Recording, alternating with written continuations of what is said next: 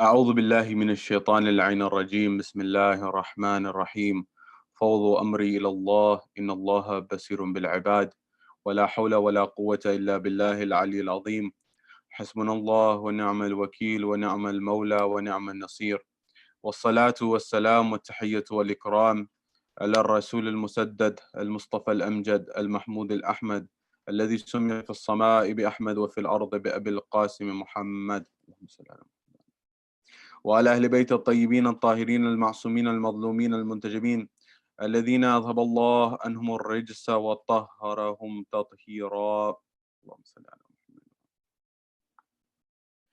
وقل رب اشرح لي صدري ويسر لي أمري واحلل عقدة من لساني يفقه قولي أما بعد قال الله تبارك وتعالى في كتاب الكريم بسم الله الرحمن الرحيم قل لا أسألكم عليه أجرا إلا المودة في القربى صدق الله العلي العظيم. My respected elders, brothers and sisters in Iman across the globe, Salamun alaikum jami'an wa rahmatullahi wa barakatuh. Question: what is the history of the Shia of Ali? Bear this question in the back of your mind. And number two, what is the crime of the Shia of Ali? Bear this point in mind as well. We'll return to it inshallah. When we look at the followers of Ali ibn Abi Talib and we look at the history of the Shia community, locally, regionally, and internationally, you begin to notice certain trends. That we have been highlighting the position of Ali ibn Abi Talib after Rasulullah, that leadership was appointed by Rasulullah to be with Ali ibn Abi Talib at the event of Ghadir Khum or at other moments in time such as Da'wat al-Ashira and other moments. And yet those people who became the partisans of Ali, the Shia of Ali ibn Abi Talib, what was their fate during the times of Ali ibn Abi Talib, during the aftermath and the demise and the martyrdom of Ali ibn Abi Talib? What was their example? And till this day, what is the example of the Shia of Ali ibn Abi Talib? How are they identified? What is the persecution that they have gone through? And what are the horizons for moving forward with respect to the Shia and their future frontiers? This is what I hope to look at in our conversation today. And why this is especially pertinent in our modern world is because we notice an environment where we are living in an era and an environment of Islamophobia on the one hand, where generally with respect to Islam, as I've been highlighting in the previous lectures, the image or the picture of Islam that is in the public domain is not the proper picture of Islam. It's not the rightful picture of Islam. It's not the accurate picture of Islam. It's not the picture of Islam that the Holy Prophet espoused to. It was not the picture of Islam that Ali ibn Abi Talib wanted. And I say this especially because we live in a world where on the one side there's sectarianism and on the other side there is Islamophobia. And those people who adhere to Shia Islam, on one side they are squashed by Islamophobia, by bigots and racists, and on the other side they are squashed by sectarianism within Islam itself. And this is perhaps seen not better than any other example in the example of Aya Hashim, a young girl who was killed in cold blood due to Islamophobia in Blackburn, United Kingdom. A 19-year-old girl who was the victim of a drive-by shooting at the hands of the hatred of Islamophobia. Those people who are bigots, those people who are racist, those people who are discriminatory, killed this individual, this lady, this girl, because of her hijab and her adherence to Islam. But the unfortunate tragedy of an individual like Aya Hashim, who represents not only herself, but so many other people throughout history and in the modern era, is she was killed in life. She was killed by Islamophobes, by people who are Islamophobic. And in death, or after her death, she was the victim of sectarianism, not by non-Muslims, but by Muslims. How? That after her death, there was a GoFundMe, a fundraising that occurred that was set up by a Muslim brother who did not adhere to Shiaism, who did not adhere to the followers of Ahlul Bayt alayhimus salam. This person sets up a GoFundMe for Aya Hashim and her family in order to raise funds. And he says, I found out that she was a Shia. And his reaction is that I apologize. I should not have created this GoFundMe. I should have not have raised funds. And this is something that I don't want to be responsible for on the Day of Judgment, that I'll be accountable in the negative sense for doing something like this. Imagine that the level of animosity, the level of hatred can rise to a level that one Muslim is saying that another Muslim, I am afraid that God on the Day of Judgment will hold me liable, will hold me accountable that I raised funds for someone who's a Shia Muslim. What level of hatred, what level of animosity, what level of is this in a society, in a world that we live in? I should note, I received reports that this person who said this, who raised the funds and then apologized for raising the fund, has now again apologized for his demeanor and is saying that the funds will be raised and the funds will be kept. But at the same time, the response, the comments from some other Muslims or so-called Muslims is saying that this lady, Aya Hashim, they were supporting that the funds should be withdrawn. They were supporting that the funds should be given back. They were supporting these actions. And for those people who have adhered to Shia Islam and those people who know the history of Shia Islam, for them, this will not be a surprise. Rather, if you look at the words of Sayyid Riyad al-Hakim or other commentators who have analyzed this topic, the history of Shia genocide, the history of violence towards Shias, the history of persecution of Shias is not new. Rather, it's something that has existed since the time of Rasulullah, in fact, in the time of Amir al-Mu'mineen and the time of the era of the Umayyads, that is the Umayyads. And it's very clear within the pages of history that this occurred.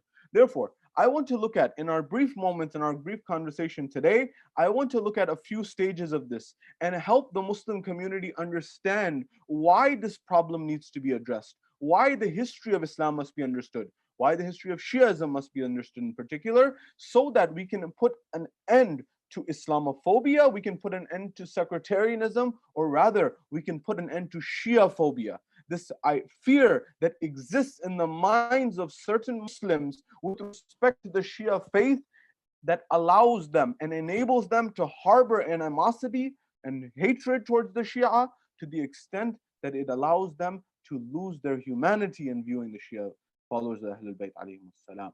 And so therefore, I want to look at why this is. What is the power of one's belief? And how has this caused fear in the hearts and minds of tyrants throughout history? I want to look at the history of persecution amongst the companions of Ali ibn Abi Talib, the close confidants of Ali ibn Abi Talib, and also those people who are in the aftermath and during the times of the other Imams, and also up until the modern era and modern time. How has our world developed and seen Shia genocide and Shia phobia that has existed? And how does this exist up until this very day? And what is it that you and I can do about it in order to solve this challenge, in order to make a more harmonious, a more loving, a more peaceful, a more tranquil world? This is our topic of discussion and the stages of analysis of our conversation today, inshallah. The first point that I want to highlight, and the first element of the equation that I want to highlight with respect to this matter, is the power of belief. People throughout history have understood that when you look at the followers of Ahlul Bayt alayhimus salam, there is something in their belief that causes rulers, that causes oppressors, that causes tyrants to feel a sense of fear, feel a sense of worry about what?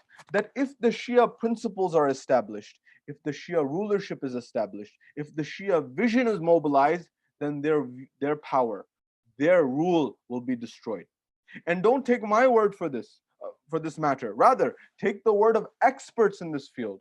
Take the words of Time magazine, for example. No, take the words of Wali Nasser at Johns Hopkins University, a leading expert on global affairs and international relations, but not only that, an expert on the topic of the Middle East. And he highlights that for the Shia community, rule under the Sunni community, that is Sunni role, his words, not mine, for the Shias, Sunni rule has been like living under apartheid. This is the view of Wali Nasser, one of the leading experts on the matter, on the subject of the Middle East and on the history of Islam as well as modern international relations. Why is Wali Nasser saying this? That for Shias, Sunni rule or being ruled by the Sunni majority has been tantamount to apartheid. Apartheid, that government that was established in South Africa, where there was racial divides, that the black community, the indigenous community was not equivalent to the white community that had moved there. That community, that there was a complete divide and segregation and there were not even rights, there were not.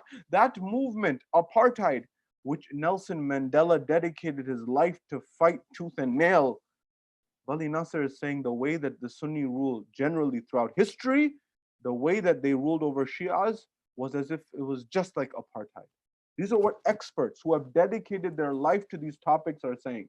It is high time that the Muslim community and the global community raise their minds and raise their eyes and look at and listen with all of their senses about the concept, about the topic of Shia genocide and Shia phobia, so that this is put to an end. It is Aya Hashim today. Yesterday, it was a hospital in a Hazara district of Afghanistan, a maternity ward of all places that was targeted.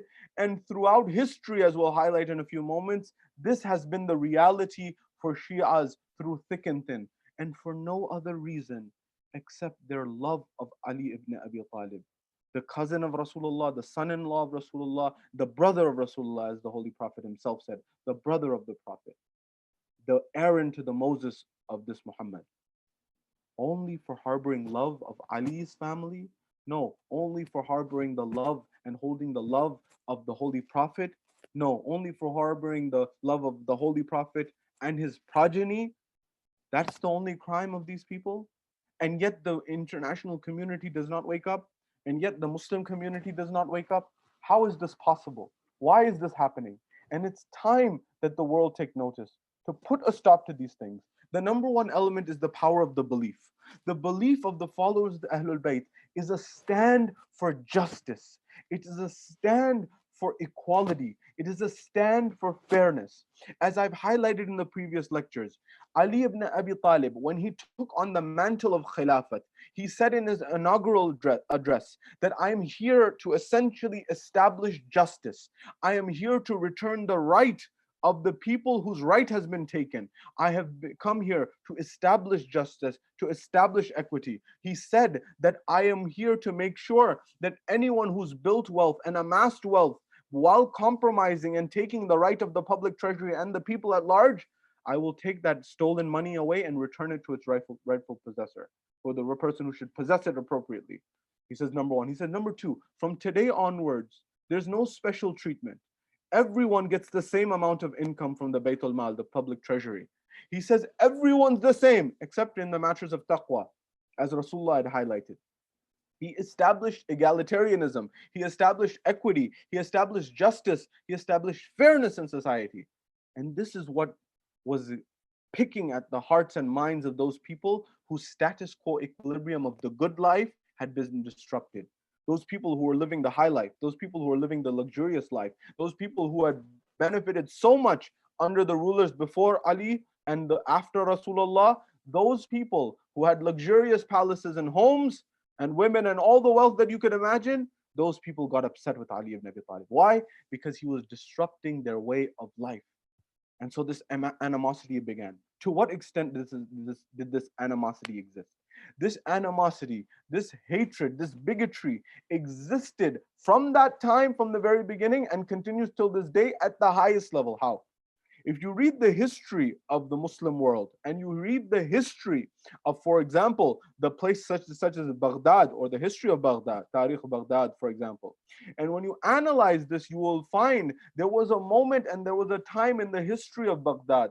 There was a time in history where the walls, the groundbreaking ceremony, that buildings would not be erected, buildings would not be stood up, that there would not be a building that's built unless and until the blood of a Sayyid Hassani, that is someone who traces their lineage back to the Holy Prophet through his grandson Hassan ibn Ali, that someone from his descendants would be brought and their head would be severed and the blood would be drained into the cement.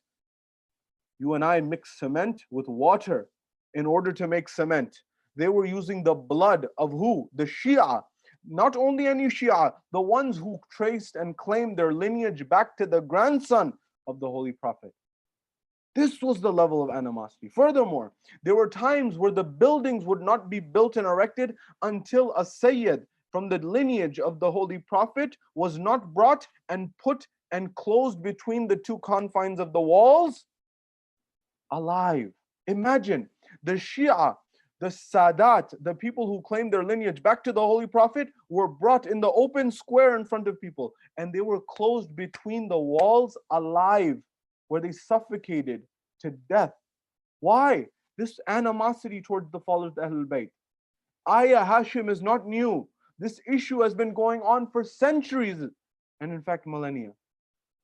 And the idea is, unless the Muslim community, the followers of Ahl Sunnah wal Jama'ah, of the Hanafi school of thought, the Maliki school of thought, the Shafi'i school of thought, the Hanbali school of thought, unless and until the Muslims stand up and rise and say that the blood of a Shia is just as valuable as any other Muslim, this will not end. And unless and until there is a stand by the global community to say that the followers of the Ahlul Bayt alayhimus salam, they must be protected, they must be looked after as a minority group, and they must not be persecuted. As Wali Nasr said, that for the Shia living under Sunni rule, Wali Nasr, the expert on this issue at Johns Hopkins University, is saying, for Shias living under Sunni rule has been equivalent to apartheid. There is an apartheid regime that is still in play till this day. And the world is not taking notice. And the world is not raising a voice. Why is that, I ask? Why this fear of justice, of equity, of fairness? That's all the Shia belief espouses. It espouses to establish justice on earth, to establish fairness on earth, to establish harmony on earth, to establish peace and tranquility on earth. And yet their blood seems to be less valuable than the blood of other Muslims, for example, or other human beings for that matter. But don't take my word for it. Take the words of history. Sayyid Hakim, Riyadh al-Hakim, highlights this in his book, which I highly recommend, Shia, the Identity, Persecution, and Horizons. He highlights the idea of what are the traits that have been associated with Shia throughout history. One of the traits that you will find is the adherence to justice, which I highlighted a moment ago. That the Shia, the same way their imams sought establishment of justice, the Shia were seeking to establish justice as much as possible in society and their communities, to be fair and just and equitable and hardworking. What else is associated with the identity of Shias? The history of Shias shows that knowledge has been associated with the identity of the followers of the Ahlul Bayt, that is the Shias. How?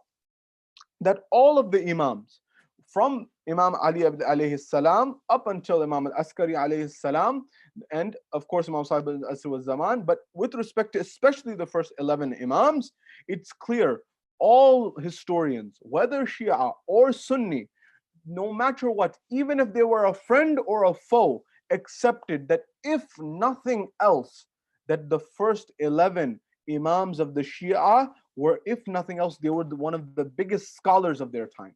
They were one of the biggest academics of their time. They were some of the biggest writers of their time. They were the biggest intellectuals of their time. Even their enemies, even their foes, even their adversaries had to accept this reality, and they could not neglect it. So their followers, as a byproduct, became the embodiment of knowledge, became the embodiment of wisdom, the same way that their leadership had embodied these traits. So the next level, the first is justice, the next level is knowledge.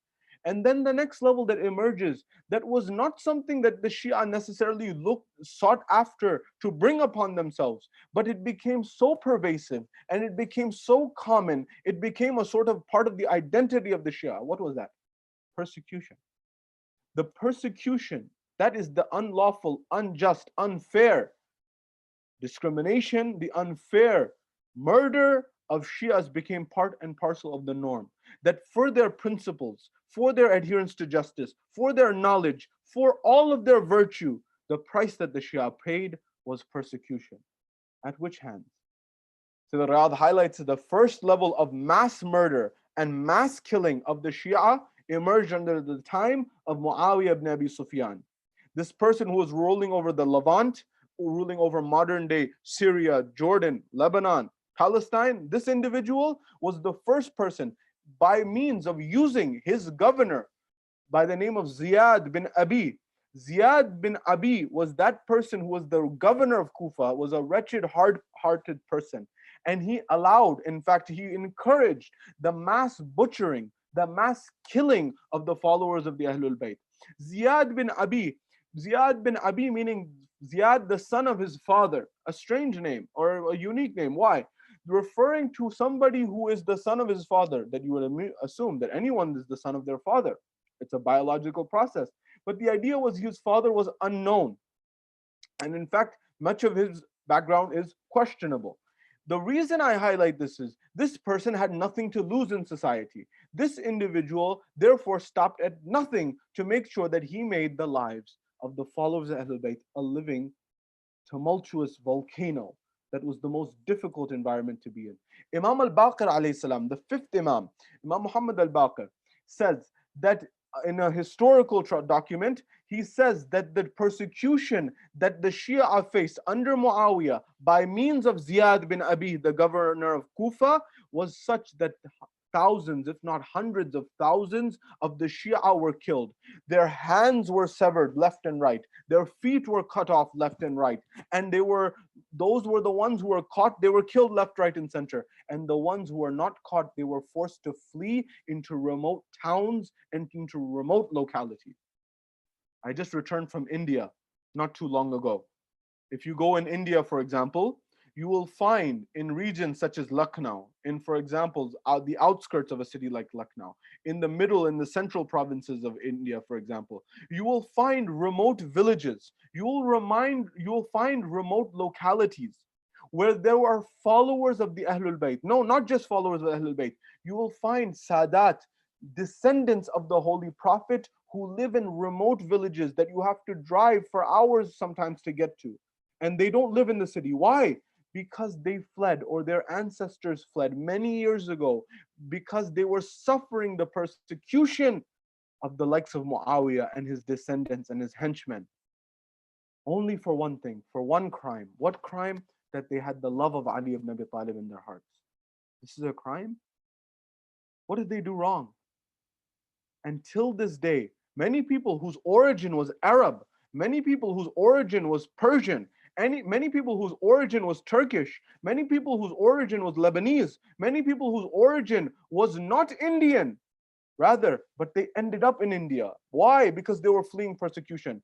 Those people who ended up in Sindh, in modern day Pakistan, for example, those people who ended up in these regions and these provinces just to save their life.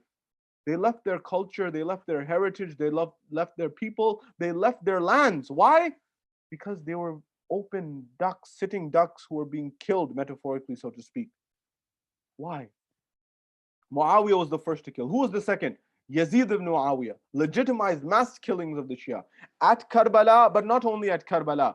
After that, in Waqi'at al-Harra, the one who went and attacked Medina, Rasulullah. Read the pages of history. Why is Yazid wretched? Not according to Shia scholars, according to the scholars of Ahl Sunnah wal Jama'ah throughout history, that there was never a time, if you read the honest history, if you read the fair history, if you read the majority history of Ahl Sunnah wal Jama'ah throughout history, they said there is no comparison between Hussein ibn Ali, who the Holy Prophet said is Sayyid Shabab Ahl Jannah, who Rasulullah said Al Hasan wal Hussein are imaman qama aw qada, that they are imams whether they are standing or seated. That Hussein ibn Ali and Yazid ibn Muawiyah, all Sunni scholars throughout history said he's a wretched man. And yet somehow in our modern world, people come forward and have the audacity to say Yazid radiallah. How on earth can you say something so audacious? That the issue between Imam al-Hussein alayhi salam and Yazid was merely the battle between two princes? This type of rhetoric and illogical argumentation? Have you read the scholarship of scholars throughout history? Muawiyah, the one who raped women and pillaged them in Mecca and Medina? That individual who legitimized this? That person can be compared to Hussein ibn Ali? Have the Muslims not read their history? It's not personal here.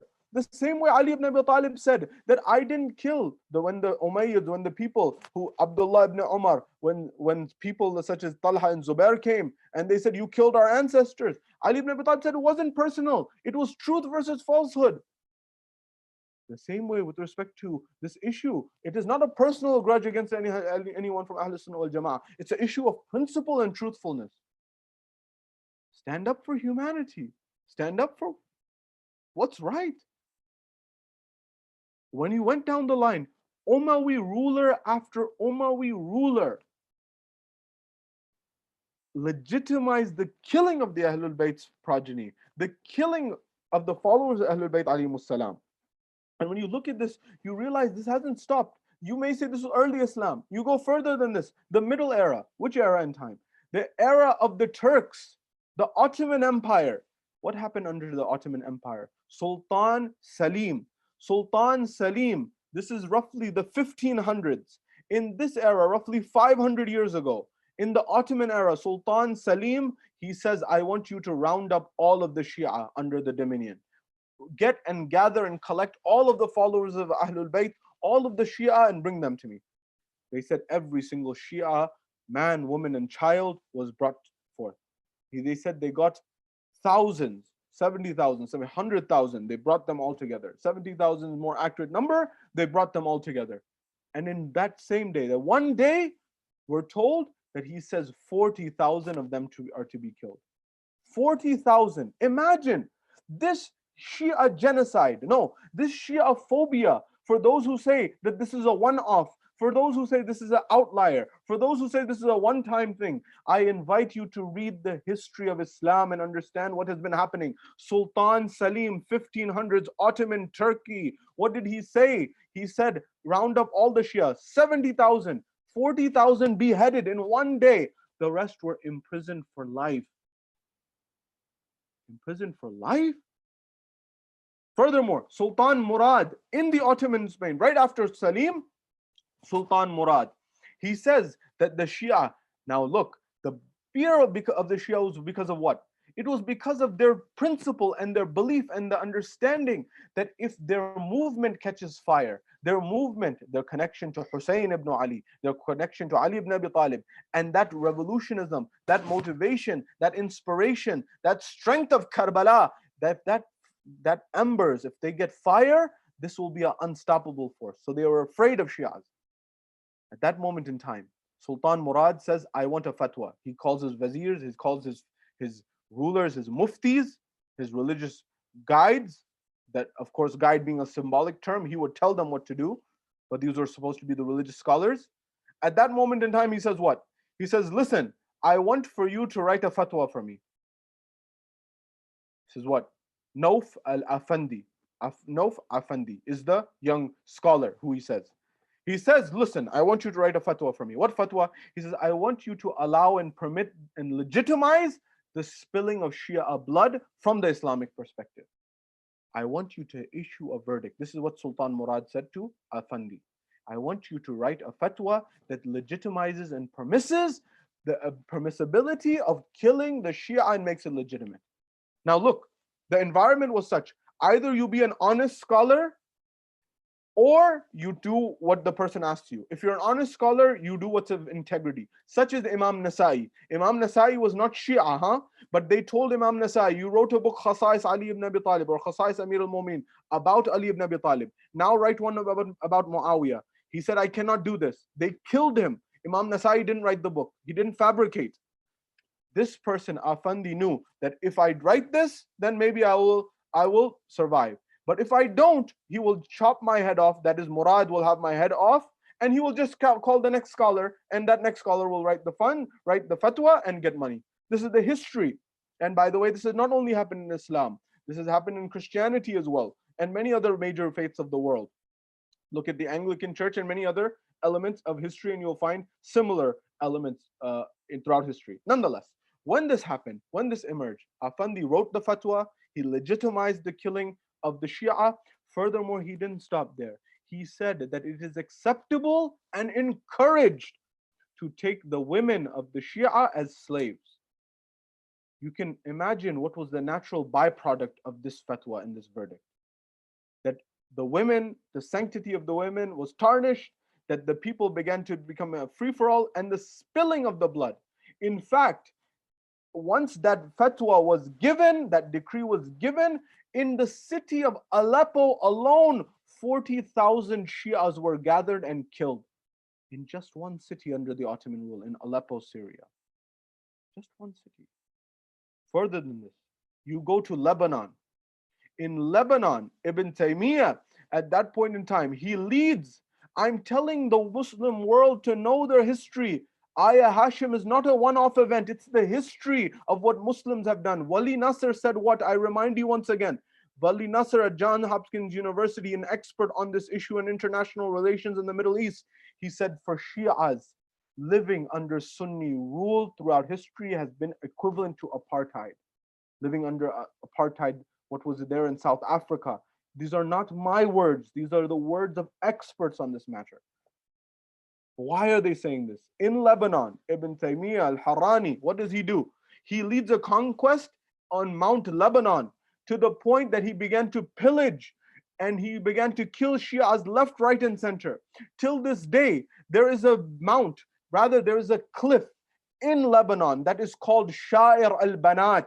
Why is it called this name? It is called this name because that is that cliff, that is that ledge that women who are Shia women would jump off this cliff and take their lives. Why? Because those men were raping them left, right, and center. Why? Because it was acceptable to treat Shia Muslims as subhuman. Until this day, that memory is there. Why? Has no one spoken out? Why does no one speak out? Furthermore, you go to Afghanistan, 100 years ago, Abdur Rahman Khan, the Iron Amir as he was called, he led a systematic genocide against the Shia community. Roughly 60% of the Hazara community in Afghanistan at that time was butchered and massacred at the hands of Abdur Rahman Khan. They say over 100,000 individuals were massacred. What's going to happen when somebody, Abdur Rahman Khan, the Iron Amir, comes forward and butchers 100,000 people of the Shia? There used to be many Shias in Afghanistan. Today there's very few relative to what it used to be. And I'm saying this because when a maternity ward in the month of Ramadan in 2020 is attacked because those people are Shia, the people who are victims are Shia, those people need to understand, and the global community needs to understand that this is not new. This has been happening for years. This has been happening for centuries. Wake up, stand up, speak out, be fair, be just, be equitable. Abdur Rahman Khan killed the Shias left, right, and center. They had to flee. Until this day, Hazara are killed because of their love of the Ahlul Bayt alayhimus salam. But this was not new. This was happening during the time of Ali ibn Abi Talib. To my Shia brothers and sisters, I say, have faith in the personality of Rasulullah and the persecution he went through. Have faith in the personality of Ali ibn Abi Talib, and have faith in the companions that were there, who were those who established justice and had belief, and they were willing to go through the difficult times. Because we believe and we know that when our final moments comes, inshallah, in the grave is Ali ibn Abi Talib. That on the Sirat is Ali ibn Abi Talib. And at Kawthar there is Ali ibn Abi Talib. And at every moment we have Ali ibn Abi Talib. In Hashr, in Barzakh, in the grave, at every moment is Ali ibn Abi Talib. Inshallah. And he will take care of us and he looks after us. But I ask the global community, will you not speak out? Will you not say anything? If for nothing else, for your own consciousness, your own conscience, say something, speak out, be honest, be just, be fair, be equitable. Ali ibn Abi Talib is there at every moment for us. We believe as the followers Ahlul Bayt. Rushayd al-Hajari. Rushayd al-Hajari was that close companion of Ali ibn Abi Talib salawatullah salamu alayh. And many will also remember Maytham at-Tammar as well. There were certain companions that Ali ibn Abi Talib salawatullah salamu alayh, he had told them and given them the knowledge of how they will be killed. He told them, he said, Rushayd, he said, Maytham, you will be killed because you have my love in your heart. They asked only one question. These companions, they said, Ya Amir al-Mu'mineen, will I die in a state where I will still have your love in my heart, that I will die on your path, I will die as a Shia of yours? He said, yes. They said, then we accept anything. We accept any difficulty. We accept any calamity. You know, it's not to be taken lightly. When Rushayd was told this, there comes a moment in time where the governor calls him to the governor's palace. These Umayyads, the Umayyads and the Abbasids didn't stop either. With the people such as Harun and Ma'mun and these people, Rashid, as the people Muslims call them, but they were not Rashid, They were not at all. Rather, they were Al-Abbasi. They were the misguided. They were the wrong ones. All of these people, but the Umayyads in particular, they called Rushayd al-Hajari. Imam Amir al-Mu'minin told Rushayd what will happen to him. They said, Rushayd, we heard that you tell people the fadail and the merits of Ali ibn Abi Talib in the public square, in the market, in front of people, walking in the town, when sitting, when standing, at every moment, you're telling people the fadail and the merits of Ali ibn Abi Talib. Don't you know this is outlawed? Don't you know this is unacceptable? Don't you know this is impermissible? Don't you know that for 90 years we have been cursing, the Umayyads have been cursing Ali ibn Abi Talib from their pulpits and their mimbars at Jum'ah Salah, and you are reciting his fadail and his merits? How will it come? He said, stop this at once. He says, I will not stop this. He said that, I will cut your hands and your feet, and I will cut out your tongue. At that moment in time, he said, you do what you have to do, I will do what I have to do. At that point in time, we're told that at every moment in time, Rushayd al-Hajari, and you will remember Maytham at-Tamar as well, they began to say the fadail at every moment. Rushayd began to tell people sitting and standing, and he continued to do this in the market square up until the point the governor called him again, and he says, stop what you're doing, otherwise I will cut your hands and your feet and your tongue and everything, and I will leave you to die. Rushayd said, you will never stop me from my praise and the merits of Ali ibn Abi Talib, because there's no one like my master Ali ibn Abi Talib. At that point in time, he ordered for the hands of Rushayd to be cut and the feet of Rushayd to be cut. And at that point in time, he says, will you stop saying what you're saying now? Will you stop reciting the fadail and the merits of Ali ibn Abi Talib? At that point in time, we're told when he's still bleeding, there's a moment in time where he addresses his daughter, Qanwa, the daughter of Rushayd al-Hajari, and says, my daughter, I still have some voice. I still have some life. Take me towards the market and allow me to recite the fadail of Ali ibn Abi Talib. The ruler thought that he will bleed to death. But at that moment, his daughter took him towards the marketplace and said that, oh people, listen to me as I recite the fadail. Why did he begin to do this? Because when the person, the governor, cut his hands and feet and allowed him to bleed, he said, now I will cut your tongue. He says, at that point, Rushayd says that I am not worried about this whatsoever. He said, will you stop reciting the fadail? Rushayd says, I will never stop. He said, I'm waiting for that moment which my master, my Amir Ali ibn Abi Talib told me, that you will cut out my tongue and I will bleed to death in that state. I'm just waiting for that moment which my Mawla, my master, told me will happen. He said, if your master said that this will happen, I will not do it, because I want to make him a liar. This is what he said. At that point in time, Rushayd said, very well, Qanwa, take me to the market. She took him to the market and he began to recite the fadail of Ali ibn Abi Talib in front of the people. And he said, oh people, hear from me in my last moments the fadail of Ali ibn Abi Talib, and bear witness that I took my last breath in the fadail of Ali ibn Abi Talib. That my master Ali ibn Abi Talib was the first Muslim before anyone else with Rasulullah. That my master was the first to pray with Rasulullah. That my master Ali ibn Abi Talib was the one who was on the shoulders of Rasulullah and broke down the idols from the Kaaba. That my master was the first one to accept Ad-Da'wat al-Ashira and become the successor of Rasulullah and support him in the mission. No, my master was the one who was the first in Badr. My master was the first in Uhud. My master was the first in Khandaq, the first in Khaybar, and in every battle he brought victory to the Muslims. No, my master is the one who the Quran said he is the one who gives zakat in the state of ruku while he's praying. That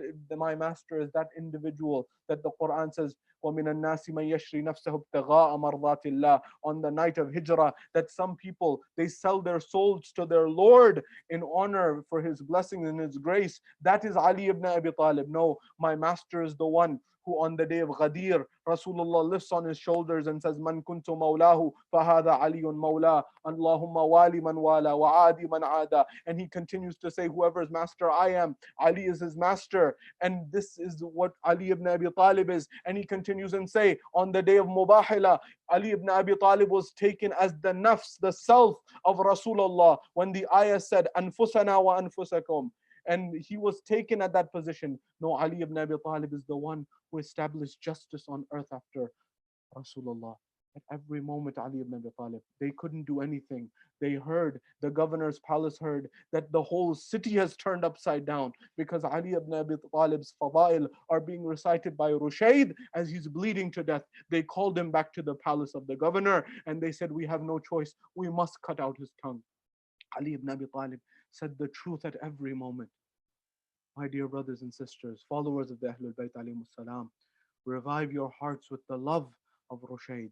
Revive your hearts with the love of Maytham at-Tammar. Revive your hearts with the love of Salman. Revive your hearts with the love of Abadar.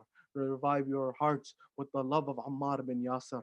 Revive your hearts with the love of these companions of Ali ibn Abi Talib who went through some of the most difficult of times. And know that Ali ibn Abi Talib, insha'Allah, bi'idhnillah, he will be with us in the grave. He will be with us in Barzakh. He will be with us on the Sirat. He will be with us at Kawthar. And at every moment we will be under the shadow of Ali ibn Abi Talib up until the point that we get to Jannah, inshallah, under the banner of Ali ibn Abi Talib. But I ask the world, the Muslim community, those followers of the Hanafi school of thought, the Maliki school of thought, the Shafi'i school of thought, the Hanbali school of thought, will you not speak out for your own conscience, for truth, for justice, for fairness?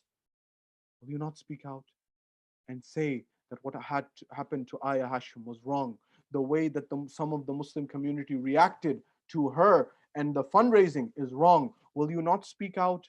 So at least on Yawm al-Qiyamah, at least on the Day of Judgment, you can look at Rasulullah in his face and say that, Ya Rasulullah, when your family, when your descendants, when your loved ones were being persecuted, I at least raised a voice. I at least expressed my disapproval. At least that. Otherwise, how will you show your face to Rasulullah on the Day of Judgment? That his progeny was being killed, his followers were being killed, and you didn't have any interest in speaking out? I leave this question for the Muslim world. We ask Allah subhanahu wa ta'ala to establish justice on this earth, to establish fairness on this earth, the way Ali ibn Abi Talib sought for justice to be established on this earth, the way Rasulullah wanted it to be established on this earth. We ask Allah subhanahu wa ta'ala to grant justice and peace and tranquility to the family of Ayah Hashim and all those Shias and all those Muslims and all those people who have been killed innocently throughout the globe. Those Hazara mothers who are killed in Afghanistan, the maternity ward, all those people who have been killed unjustly and unfairly. We ask Allah subhanahu wa ta'ala to allow us to learn from the example of Ali ibn Abi Talib and his Shias and his true companions, the likes of Rushayd al-Hajari and the likes of Maytham at-Tammar. And we ask Allah subhanahu wa ta'ala to hasten the reappearance of the Imam of our time, Imam Sahib al-Asri wal-Zaman, to establish justice and fairness and equity on the earth once again, so that the world can live in peace and harmony. وآخر دعوانا أن الحمد لله رب العالمين.